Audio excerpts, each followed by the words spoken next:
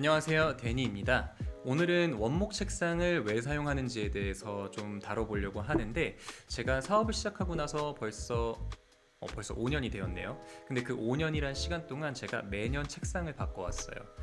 초기에는 당연히 굉장히 저가 책상을 사용을 했고요. 한 5만 원에서 8만 원 했던 그런 책상을 사용했던 것 같고, 지금은 200만 원이 조금 넘는 원목 책상을 사용하고 있습니다. 그래서 조금씩 매년 책상을 조금 더 업그레이드 해보고 조금 더 좋은 걸 사보고 실제로 만들어 보기도 하면서 결국에는 지금 원목 책상에 정착을 해 있는데, 요즘 제가 느꼈을 때 점진적으로 원목 책상에 대한 그 사람들의 관심이 조금씩 더 높아지고 있는 것 같아요. 다만 이 원목 책상이라는 게 다른 책상 소재들에 비해서 생각보다 많이 비싸다 보니 이게 정말 그만한 가치를 할까? 나한테 필요할까? 장단점은 무엇일까? 이런 부분에 대해서 좀 확신이 부족하고 궁금하시기 때문에 선뜻 결정하시지 못하는 분들도 좀 많은 것 같아요. 저 역시 그랬던 부분들이 있는 것 같고, 그래서 영상을 통해서 이번에 좀 제가 느꼈던 바를 정리해서 여러분들께 전달드리고자 합니다. 그러면 가장 먼저는 원목 책상을 얘기하기 전에 가장 흔하게 사용하고 계시는 상판 소재에 대해서 한 번씩 정리를 하고 넘어가면 좋을 것 같아요. 가장 흔히 혹은 가장 저렴하게 사용하고 있는 책상 상판은 이 PB, 파티클 보드라는 소재로 만들어집니다. 이 작은 나무 조각들을 접착제로 압착을 시켜가지고 그 위에 필름지 마감을 해서 깔끔하게 보이게 하는 그런 상판 소재인데, 이제 파티클 보드 같은 경우에는 아쉽게도 좀 내구성이 많이 약한 편이고요. 그리고 나무 조각들을 접착하는 과정에서 사용하는 접착제가 이제 포름알데히드라는 성분을 많이 이제 분출하게 되고, 이게 새집 증후군의 원인이 되기도 한다고 합니다. 다만 이런 접착제는 친환경 접착제도 분명 있지만, 파티클 보드는 이제 저가 소재인 만큼 좋은 접착제를 사용하는 경우가 많이 없다 보니까 포름알데히드 분출량이 조금 더 이제 높은 편이 될 수도 있다. 그래서 항상 목재 등급을 확인하시는 게 되게 중요합니다. 그 다음에 많이 사용되는 게 이제 PB 다음으로 MDF인데요. MDF는 파티클 보드보다는 조금 더 업그레이드된 소재라고 저는 지금 이해를 하고 있어요. 왜냐면은 내구성도 조금 더 좋고, 그래서 MDF가 생산하기에도 좀 용이하고 저렴하기도 하면서 내구성은 파티클보드보다 뛰어나고 조금 더 친환경적이고, 그래서 여러모로 파티클보드보다는 조금 더 업그레이드된 그런 소재라고 이해를 하고 있습니다. 그래서 아마 많은 분들께서는 파티클보드 아니면은 이제 MDF 책상을 사용하고 계실 거라고 예상이 돼요. 이제 그 윗등급이 바로 원목 책상이 되지 않을까 싶은데, 이제 파티클보드나 MDF 책상의 가격은 10만원에서 50만원 사이 이렇게 되는 경우가 되게 많은 것 같아요. 하지만 원목으로 넘어가게 되는 그 순간 이제 100만원에서 200만원, 300만원까지 넘어가게 되죠. 그러다 보니까 이 책상에 그 정도의 사치를 부릴 필요가 없다라고 생각을 하는 분들이 많다 보니까 MDF 그리고 파티클 보드 책상을 사용하시는 분들이 대체적으로 많은 것 같습니다. 하지만 그럼에도 제가 이제 원목 책상을 고집하는 데는 크게 두 가지 이유가 있는 것 같은데, 첫 번째 이유는 실용적인 부분이 분명히 있습니다. 그리고 두 번째는 심리적인 이유인데, 이거를 하나씩 순서대로 좀 말씀을 드릴게요.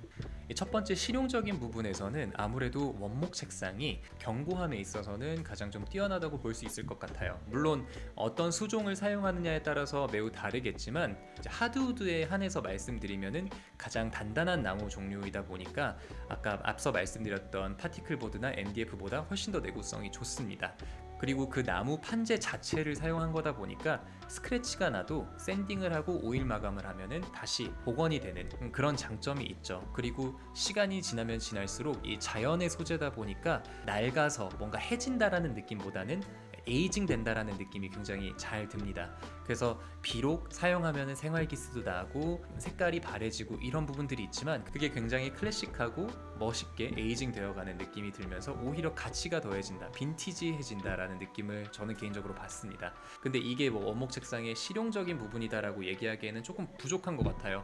제가 느꼈을 때 원목 책상의 가장 큰 장점은, 이런 내용을 다루신 분들이 있는지는 모르겠지만 저는 열 전도율이라고 생각을 합니다. 나무의 열 전도율은 되게 낮은 편이에요. 철제는 아시다시피 열 전도율이 굉장히 높습니다. 그래서 저희 피부가 닿을 때, 손이 닿았을 때 저희 피부에 있는 온기를 철은 빨리 뺏어가요. 열 전도율이 높으니까. 반면에 원목은 열 전도율이 낮아서 손이 닿았을 때 제 온기를 뺏지 않으니까 이 원목과 나의 피부, 나의 온기가 이제 비슷한 온도라고 느껴지면서 이질감이 없어요. 그래서 겨울에도 나의 체온과 비슷하고 여름에도 나의 체온과 비슷하니까 항상 어떤 몸의 면적이 닿았을 때도 그렇게 이질적이라는 느낌이 없더라고요. 그래서 사실은 예전에는 다른 책상을 사용했을 때는 꼭 데스크 매트를 사용을 했어요. 저도 모르는 사이에 이런 어떤 필름지나 혹은 철제에 제 피부가 닿는 게 되게 이질적이어서 싫었나 봐요. 그래서 차갑다라는 생각을 되게 단편적으로 했던 것 같은데, 그래서 조금이나마 덜 차가운 데스크 매트를 깔아놓고 그 위에 제 팔을 올려놨었어요. 근데 원목 책상을 사용하고 나서부터는 그런 느낌이 진짜 전혀 없더라고요. 그래서 많은 분들이 이 원목이 따뜻하다라고 말씀을 하시는 것 같아요. 근데 그게 조금 더 딥하게 들여다보면은 열 전도율이 낮고, 그래서 결과적으로 내 체온과 좀 비슷하다고 느끼니까 이게 따뜻하고 이질감이 없어서 원목이 더 좋다고 많은 분들이 느끼시는 것 같아요.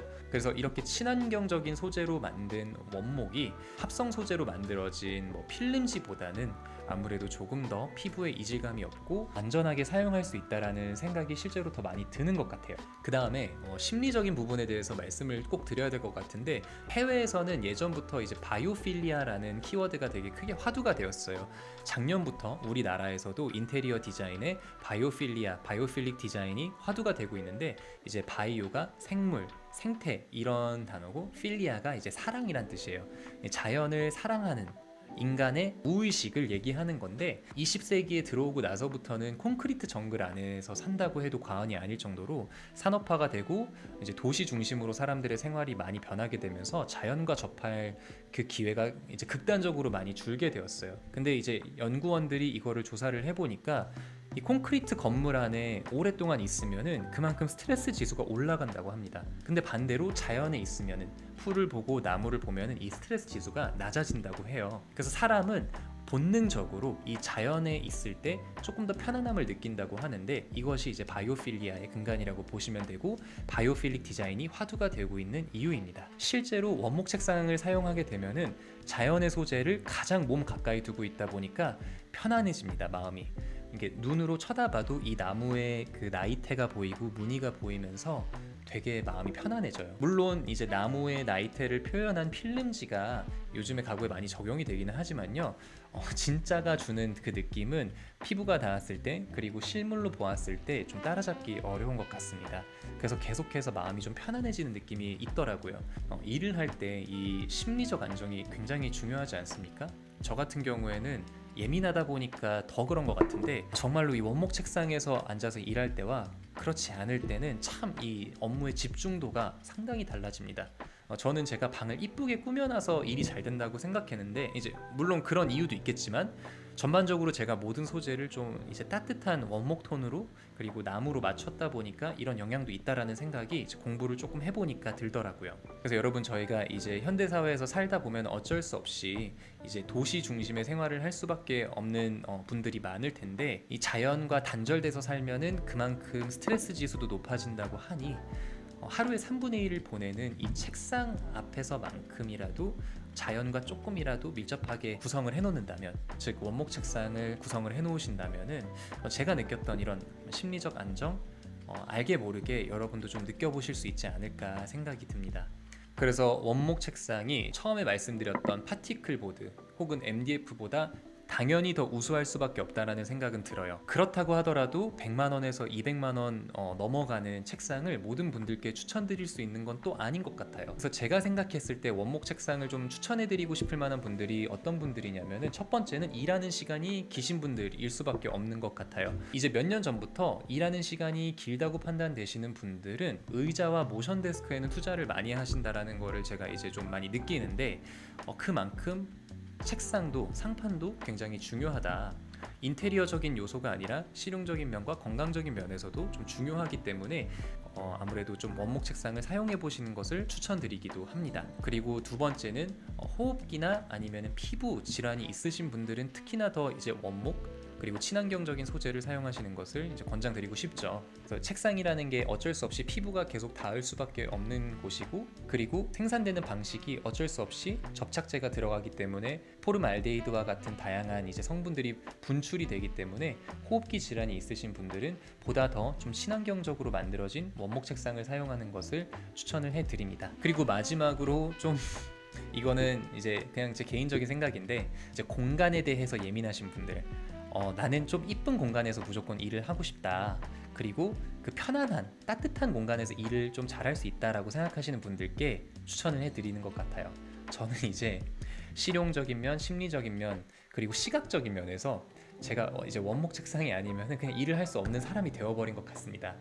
저는 좀 과한 케이스인 것 같아서 여러분은 저처럼 되는 것을 추천드리지 않고요. 다만 정말 사용해 보니까 진짜 좋은 면이 많은데, 나한테 좀 적합한지 적합하지 않은지에 대해서 오늘 말씀드린 내용으로 조금이나마 참고가 되셨으면 좋겠다는 생각이 듭니다.